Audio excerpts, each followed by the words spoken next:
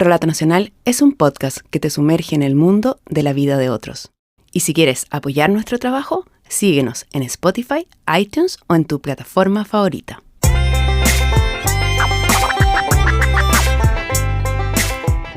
Hola, soy Nancy Castillo y el capítulo de Relato Nacional se llama Las varias vidas de Emilio. Y es la historia de décadas de éxito. Más bien es la historia de cómo alguien es capaz de pararse después de caer de la cima de su carrera y de cómo la vida te puede seguir jugando pasadas y volver a golpearte cuando recién estabas asomando la cabeza. Yo tenía el 49% de aprobación de la Junta de Acreedores y lamentablemente cuando tú vas a la Junta, si no se aprueba el proyecto de reorganización, pasas directamente a liquidación. O sea, ahí no hay que puede ser, que sí, que no. Entonces yo perdí en la Junta y ahí ya, chao, se acabó todo, se acabó la fiesta. O sea, entregas las llaves y te vas para tu casa. Entregas las llaves y te vas para tu casa. La frase es literal, pues quien habla tuvo que entregar las llaves de los varios restaurantes que había comenzado a levantar en Chile a partir de 1989, hacía justo 30 años. ¿Quién habla es? Mi nombre es Emilio Pesqueras, peruano de nacimiento. Vivo en Chile hace 30 años. Me dedico a los restaurantes. Muchos de ellos ustedes ya los deben de conocer. El Otro Sitio, que fue el precursor de la cocina peruana en Chile. Y bueno, varios más. Eso es. No es fanfarronería. Porque hace 30 años la cocina peruana no era lo que es hoy en cuanto a su internacionalización y reconocimiento. Y hace 30 años la migración peruana a Chile recién comenzaba y términos como ají de gallina no eran parte del léxico gastronómico local. Acá en Chile, el ceviche era con pescado casi desmenuzado y con el limón puesto la noche anterior. La masiva migración peruana a Chile trajo consigo sus platos y sabores. Primero a las casas de los chilenos de más recursos, pues esa primera oleada migratoria se dedicó al trabajo doméstico. Los restaurantes comenzaron a instalarse a principios de los 90. El primero de todos, el referente, fue El Otro Sitio. Y en una época en que al entrar a un restaurante de mantel largo en este país lo que se escuchaba era esto, El Otro Sitio, el primer restaurante peruano de alta cocina en Santiago de Chile, trajo sabor y vida a la gastronomía local. Y apenas abrió, sus mesas estaban siempre llenas. Pero antes de eso, antes de que Emilio Pesqueras se transformara en un referente, tuvo que armarse de a poco. Vamos con el Emilio de los años 60 y 70. Bueno, yo he sido restaurantero desde que salí del colegio. O sea, yo salí del colegio a los 17 años en Perú. Fui a un colegio inglés. Mi madre era inglesa, mi padre era italiano y la familia giraba en torno a la comida. Siendo peruano de nacimiento, también la tenía en el corazón. Y bueno, a mi padre le encantaba atender gente, por lo tanto siempre en la casa hubo mucha actividad en torno a la mesa, a la gastronomía, al buen... Cuando salí del colegio, a los 17, me interesó la gastronomía. Todos mis amigos estaban ya yéndose para educarse, abogados, arquitectos, etcétera, etcétera. En ese entonces, saliendo del colegio, trabajé en un hotel que era del amigo de mi padre, un amigo suizos que se habían afincado en Lima, y trabajé ahí durante... habrán sido unos entre 3 y 6 meses de recepcionista, mientras mis amigos iban pues a los preuniversitarios y a prepararse para toda esta cuestión. Yo ya tenía pega a los 17 y tenía un sueldo y vivía en el hotel, lo cual era una maravilla. Imagínate, a los 17 años pues una pieza de hotel y un sueldo. Cumplí los 18 en Inglaterra porque me debo haber ido en marzo, abril a visitar unos tíos. Con los exámenes que había dado en Lima en el colegio, había logrado conseguir los Cambridge O-Levels, que eran unos exámenes que venían de Inglaterra y que me daban la posibilidad de postular a un instituto técnico en Europa sin necesidad de dar un examen de admisión. Entonces postulé a varias universidades y me salió una en Suiza que me llamó la atención, que se llamaba Vieux Bois en Ginebra. Sin embargo, paré a visitar a estos tíos y tenía la promesa del financiamiento de esta escuela de parte de un padrastro que tenía en ese entonces. Pasaron unos días, después unos meses. Supuestamente yo seguía a Ginebra, pero el padrastro no daba luces y resulta bueno que en el ínterin de este viaje mi madre se había separado del padrastro y este ofrecimiento evidentemente quedó en nada. Por lo tanto, el tío inglés me dijo, yo te recomiendo que te quedes en Inglaterra porque es bastante más barato que Suiza. La buena estrella de Emilio le permitió quedar aceptado en una escuela de gastronomía en el sur de Inglaterra, y ahí comenzó a estudiar. Y también a trabajar, pues debía pagarse esos estudios que durarían 5 años. Por las mañanas servía desayunos en un hotel, por las noches atendía al bar. Hasta que tuvo la suerte de conocer a una pareja inglesa que tenía un restaurante cerca del hotel donde él trabajaba de garzón, y ellos le ofrecieron hacerse cargo de la cocina. Y me atreví y le dije, ya, ok. Me acuerdo que éramos 2 peruanos, yo el caliente, el otro peruano en el lavacopas, en la vajilla, y un chileno preparaba las entradas, los fríos. Y él era inglés, manejaba el bar, y su señora y una amiga eran las garzonas. Entonces yo estudiaba en el día, y en la noche llegaba, hacía toda la mise en place y trabajaba en la noche. Y fue agarrando muy buena onda, muy buena clientela. La verdad es que gran profesor, el dueño de la bodega, de Rex se llamaba. La cosa es que me fui quedando en Inglaterra hasta que finalmente me quedé prácticamente 10 años trabajando con él. Hasta que a Rex le vino un problema de salud y decidió vender el restaurante. Y Emilio, quien no había vuelto a Lima en esos 10 años, decidió regresar al Perú. Al regresar a Lima, volvió a entrar en contacto con su mundo de ex compañeros de colegio. Tal vez acá hace falta un paréntesis. Algo bien propio de la sociedad latinoamericana y que se da mucho en países como Perú y Chile es la red de contactos con que cuenta una persona por el haber asistido a un mismo colegio privado. La amigocracia perdura hasta hoy, aunque también la meritocracia ha logrado abrirse camino, menos mal. Pero en esos años 80, esa red social era una tarjeta de presentación que abría puertas a quien la portaba. Pero bien, Emilio ya había tenido que, como decimos en Chile, batírselas solo en Londres, y eso le daba experiencia y lo hacía un personaje más interesante para sus amigos que habían estudiado economía o leyes. Además, él mismo había logrado reunir algo de capital o ahorros en la década en que trabajó en Londres. Entonces, en 1981, cuando regresa a Lima, un ex compañero de colegio que había reunido a otros 2 financistas, también compañeros de colegio, le hacen la siguiente oferta. Y volvió a Perú básicamente a abrir un tremendo restaurante que se fundó ahí en esos años, comienzo de los 80, que se llamó El Pabellón de Casa. Fue un hito en la ciudad de Lima. Hoy día la ciudad de Lima está llena de restaurantes y muy en boga a nivel mundial, digamos. Todo el mundo conoce muchos restaurantes, sin embargo en ese entonces eran bastante menos. Y este fue el primer restaurante que se construye para hacer restaurante en los jardines del Museo de Oro del Perú, que es la colección de oro precolombino o prehispánico más grande en manos privadas, digamos, el Museo de Oro del Perú. Y el dueño de este museo era un eximio cazador. En los jardines de este Museo de Oro se construyó el pabellón de caza, que emulaba un coto de caza, y don Miguel Mujica Gallo, que era el dueño, nos permitió decorar con algunas de sus piezas de cacería, la cabeza de elefante, los colmillos y todo esto. Entonces hicimos el pabellón de caza.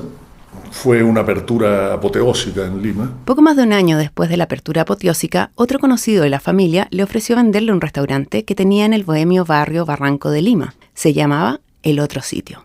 Emilio lo compró junto a otro socio y comenzó su primera aventura como dueño de restaurante en una casona republicana construida en 1890. Los primeros 3 años, el local no rindió lo que esperaban. De hecho, el socio de Emilio dejó el negocio, pero Emilio perseveró. Y al 3er año apareció el éxito. La estrategia básicamente fue hacer comida peruana, que en ese entonces era poco conocida en Lima. O sea, en Lima la comida peruana autóctona, tradicional, estaba circunscrita a lo que llamamos nosotros los guariques o las picadas, como se llaman acá, y eso. Entonces, la cocina peruana tradicional de mantel largo no existía, o existía en muy pocos puntos. Entonces yo me dediqué a eso en este rancho republicano antiguo. O sea, era la mise en scène, era todo, la puesta en escena era extraordinaria, porque un rancho republicano de comienzos de siglo, con comida peruana autóctona, con un servicio como correspondía, funcionó. Empezamos a producir espectáculos en vivo peruanos, Barranco un punto turístico, esto y lo otro, y la verdad es que llegamos a los top 10 en ese 3er año, y ya la cosa empezaba. La comida peruana empezaba a divulgarse a nivel mundial, escuetamente, y nos empezaron a invitar a festivales gastronómicos. Y entre esas invitaciones al extranjero, Emilio y sus sabores del Otro Sitio del Perú visitaron unas 5 veces Santiago de Chile.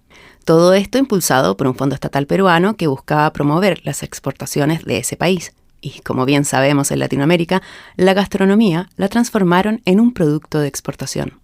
Para ese momento en Santiago la comida peruana era casi inexistente. Parece raro hoy, cuando hay más de 250 restaurantes peruanos solo en Santiago. Pero en esos años, los registros solo hablan de 2 restaurantes. En una de esas visitas a Santiago, donde sus platos tenían tan buena recepción, Emilio recibe la invitación de abrir un restaurante en Chile.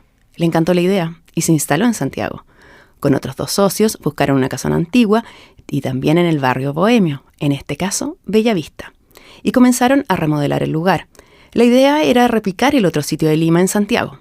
Estamos en 1989. Me acuerdo que había un andamio frente a la casa de Antonio López de Bello, número 53, que fue donde empezó el primer otro sitio en Santiago, una casa de los años 20 que remodelamos completamente. Tenía un andamio puesto en toda la fachada porque estábamos terminando de pintar. Y Fernando me llama una mañana y me dice: Emilio, se acabó la plata, o sea, o abrimos mañana o no abrimos nunca, porque esta cuestión no hay ni un peso más. Y le dije, ya. Y estaba yo y un par de ayudantes de cocina y un par de garzones. Le dije, abrimos mañana. Y abrimos la puerta. Y por más que la gente tuviera que pasar entre medio del andamio, se llenó desde el primer día. Fue una cosa impresionante. Con un éxito y una... O sea, la efervescencia. Evidentemente que habían mucho menos restaurantes, no había competencia, no había nada. Entonces llegó gente de todos, Santiago, Chile, de donde fuera, de todos lados, inclusive turistas, al restaurante, y se pasó la voz, pero como regadero de pólvora, y fue impresionante, impresionante. Emilio nos contará que entre las novedades que los transformaron en hito de la vida social santiaguina estuvo ser los primeros en importar pisco peruano, tener una mesa de postres donde el suspiro de limeña era el más apetecido, sumar camote y yuca, que en este país de clima más frío poco se conocía, y también ir subiendo el volumen del local con su música peruana y convertirlo en un lugar de encuentro y fiesta. Y al ver que inútilmente te envío mis palabras, llorando mi guitarra te deja oír su voz. Chile, por su parte, estaba en el proceso de retorno a la democracia y el país comenzaba una de las décadas de crecimiento económico más vertiginosas de su historia. Emilio cayó parado en un país donde había cada vez más dinero y una nueva generación que quería gastarlo y pasarlo bien. Mira, yo en ese entonces, estamos hablando de los 90, 33 años, 34 años. O sea, imagínate, yo era un pimpollo. Y ganando todas las lucas que quisiera, porque fue una locura. O sea, entonces un poco volado, o sea, caminando sobre un metro, o sea, casi con los pies en el aire, porque el éxito era una cosa tremenda. Siempre he sido humilde, por lo tanto no es que me haya sobrado o me he puesto arrogante, ni mucho menos. Siempre fui, en ese sentido, pata en el suelo, pero el éxito, yo lo que tocaba... Era éxito. El otro sitio de Bellavista se convirtió en un centro de atracción y en sus afueras había filas para entrar. Emilio sumó al segundo piso una galería de arte donde transitaban artistas, embajadores, ejecutivos, hasta que a poco andar le llegó la primera oferta para abrir un nuevo local del otro sitio, pero no allá en el centro de la ciudad, sino más cerca de donde vivían sus parroquianos, en una zona más residencial y de más altos ingresos.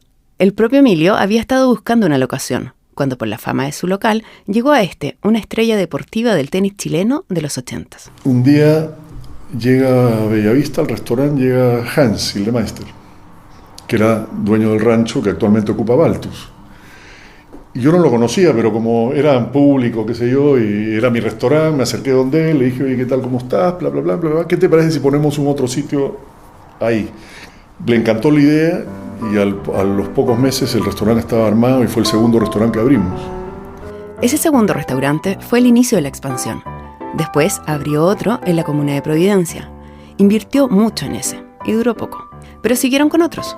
Uno en un nuevo centro gastronómico del sector alto. En el 2002 fue parte de los primeros en ubicarse en la terraza de un centro comercial. Con el tiempo sumaría 2 más a estas terrazas de mall. Y con el éxito comenzó a sumar otras marcas. Todo Fresco, que era una pescadería, Hanso, que era una franquicia del Perú, y uno con su nombre, Emilio. Fueron parte de sus nuevas líneas de restaurantes. También otro de comida patagónica que llamó Carneros. En esa misma vorágine de los restaurantes, los chefs comenzaron a ser figuras reconocidas y Emilio fue hasta Argentina a filmar programas de cocina para la televisión por cable. Emilio estaba en la cima y hasta el gobierno peruano lo premió. Entonces fuimos un cable comunicador cultural como restaurante que afiató mucho esa relación entre Perú y Chile. Tanto así que yo recibí la Orden del Sol en grado de oficial, que es un reconocimiento que da el gobierno peruano, ¿sí? Firmado por el presidente, por servicios distinguidos a la patria, básicamente en el canal de difusión y comunicación de la cultura del Perú, que fue un hito importante, ¿no? O sea, para mí fue eso muy importante. Pero la competencia llegó, y lo hizo por dos lados. Primero, restaurantes de otros conocidos chefs peruanos abrieron, como el Astrid y Gastón, de Gastón Acurio. Pero también una nueva línea que se abrió paso con restaurantes un poco más baratos y con buenos platos. Varios de esos salieron de la propia cocina de Emilio. Y después ya empezó la competencia, años 2000. Mucha de la gente que trabajaba conmigo abrió su restaurante. O sea, hablemos del Grupo Valerio, Segundo Pérez, su hermano. Hoy día creo que tienen una cadena como de 20 restaurantes. O sea, Segundo Pérez era garzón y su hermano también. Barandearán era, no sé si era jefe del cuarto caliente del restaurante que teníamos, el otro sitio que tuvimos con Hans y Lemeister en Vitacura. Barandearán. Gente de mucho esfuerzo, los cuales admiro y valoro mucho, porque la verdad es que han hecho cadenas y imperios de esto, o grandes negocios, digamos. No sé si la palabra sea imperios, pero en base al esfuerzo. Esa competencia fue fuerte, porque los cocineros, salidos de su propio restaurante, preparaban un exquisito lomo saltado, pero a mitad de precio. Restaurantes con una estructura de costos y financiera más liviana que la del grupo gastronómico del otro sitio. Pero hasta hoy, para Emilio, fue lo que pasó una tarde de un viernes de febrero en el restaurante Carneros lo que cambió todo. Un día estoy sentado almorzando, eran las 3 de la tarde, con un par de amigos, y sale una bocanada de humo así, pero ¡guau!, en el techo. Ese edificio es un galpón de fierro forrado en madera, o sea, no es estructura liviana, no tiene nada. Entonces el humo, y dije, ¿qué pasó acá? Subo al techo por la escalera con la manguera esta de bomberos y logro apagar la llama, que ya estaba a 1 metro, 2 metros de altura. Sin embargo, el techo es como un sándwich de la viruta y todo esta, ¿cómo se llama esta cuestión de vidrio? El aislante, digamos. Por ahí se estaba corriendo, se iba hacia el Hanso, porque ese día había viento al oriente. Entonces llegaron los bomberos, gracias a Dios, y cortaron el techo para cortar el fuego, y el techo se vino abajo completamente. Y ahí se cerró el Carnero, fue lo que duró. Las consecuencias de ese incendio del 2 de febrero de 2018 fueron devastadoras. Entonces mantener el edificio pagando el arriendo y todo el tema completo, porque era lo que se estipulaba el contrato, evidentemente que generó una mochila que, sumada a los del otro sitio y los malls y los arriendos y la competencia y todo el tema, ahí fue cuando ya no fui capaz de... Emilio cuenta que intentó salir a flote. Junto a sus socios invirtieron algo así como $90.000 para reconstruir el lugar, pero la mochila se hizo más y más pesada. En enero de 2019, Emilio Pesquera tuvo que enfrentar a la Junta de Acreedores. En esa sesión no consiguió que se aprobara su propuesta de pago y tuvo que literalmente entregar las llaves de todo para que se iniciara un proceso de liquidación. Después de 3 décadas de trabajo, después de levantar un grupo gastronómico que llegó a abrir más de una docena de restaurantes y marcar la escena gastronómica peruana en Chile, él se quedaba con solo un pequeño restaurante que tenía en el norte del país y un contrato con una empresa de cruceros en el sur de Chile. Así recuerda lo que él llama el batacazo que lo golpeó. El esfuerzo de los últimos años previos a eso fue muy fuerte, porque era un camino tortuoso, era muy dura la pega.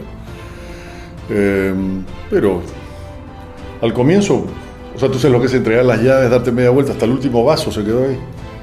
O sea, me di vuelta y me fui. O sea, no saqué nada. te empiezas a lamer las heridas.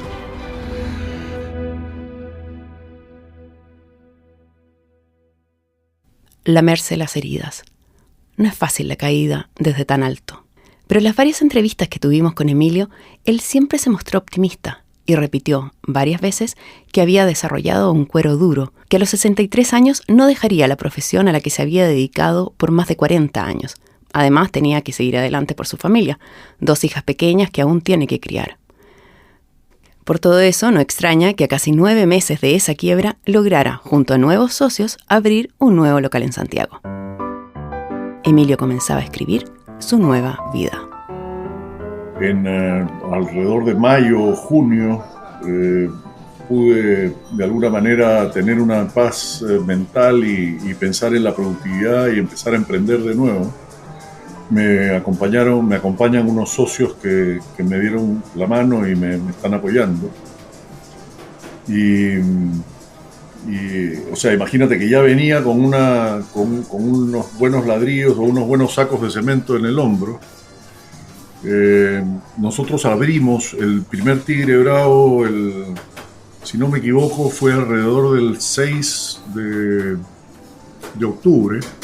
Esta vez, eso sí, con un modelo completamente distinto. Un restaurante mucho más pequeño, con mesas sin mantel, con una cocina donde además de él entran unas 5 personas y con platos a precios bajos. En la apertura le fue bien, pero a veces el destino pareciera ensañarse con una persona y volver a golpearlo en poco tiempo. Es que Emilio inauguró ese restaurante, como recién nos dijo, el 6 de octubre de 2019. Abrimos. Llegó mucha gente muy contenta de vernos de nuevo y muy contenta con el producto y lo que nosotros sabemos hacer. Llegó el estallido social y si bien nuestras ventas se vieron mermadas considerablemente, sobre todo en la noche, porque teníamos que cerrar un poco más temprano,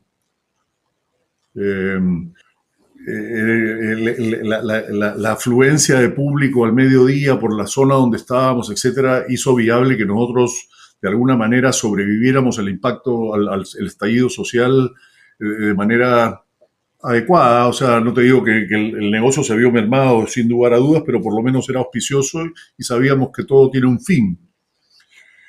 Por lo tanto, es el segundo batacazo, como le digo yo. El estallido social en Chile golpeó fuerte al rubro gastronómico, por el toque de queda que les impedía abrir por las noches, y a quienes tenían restaurantes en sectores donde se realizaban marchas, los golpeó más fuerte. Pero como él mismo dice, lograron sobrevivir al estallido. Y cuando estaban volviendo a repuntar, vino el tercer batacazo. Y ya cuando cayó en marzo este tema del COVID, la verdad es que ya fue el tercer batacazo. Sin embargo, en el entremedio, nosotros en diciembre logramos abrir el segundo Tigre Bravo en Maipú con un resultado sumamente positivo, o sea, muy, muy bueno. Seguimos creyendo en el negocio y seguimos dándole para adelante. Yo soy un hueso duro de roer, o sea, voy a seguir dándole, o sea, los negocios están ahí, hoy día evidentemente que cerrados, salvo las operaciones de delivery que hemos logrado armar. Ahora estamos haciendo delivery con un resultado adecuado, yo diría, y por lo menos mantenernos activos, porque yo creo que la actividad en estos tiempos es fundamental. Entonces, tengo parte de mi gente trabajando conmigo hoy día, los proveedores nos siguen abasteciendo, o sea, el ritmo no es el mismo, evidentemente, porque las ventas son escasas respecto de lo que eran, pero por lo menos uno está activo y la marca sigue viva, porque no te olvides que la marca El Tigre Bravo nosotros la estamos de alguna manera fundando y posicionando, porque es una marca nueva. Por lo tanto, mantenerse activo ahora yo creo que es súper importante para lo que se nos viene, para tener una ventaja, digamos, cuando abramos de nuevo, si es que se da el caso.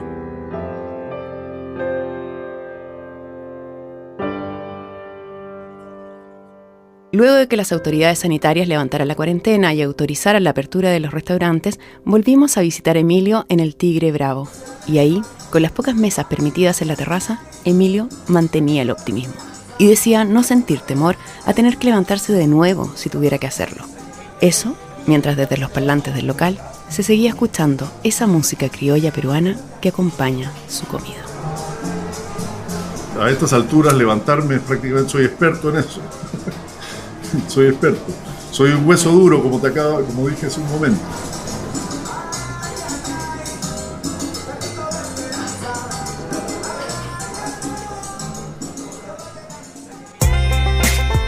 El capítulo de Relato Nacional Las varias vidas de Emilio fue dirigido y guionado por Nancy Castillo. En la producción, Josefina Aguirre.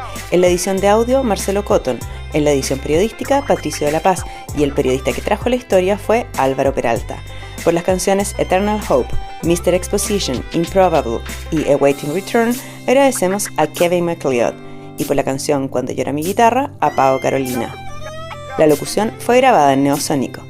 Relato Nacional es el producto editorial de la productora de contenidos La Factoría. Si te gusta nuestro trabajo, síguenos en Spotify, iTunes o SoundCloud. También puedes escuchar más capítulos de Relato Nacional en www.relatonacional.com.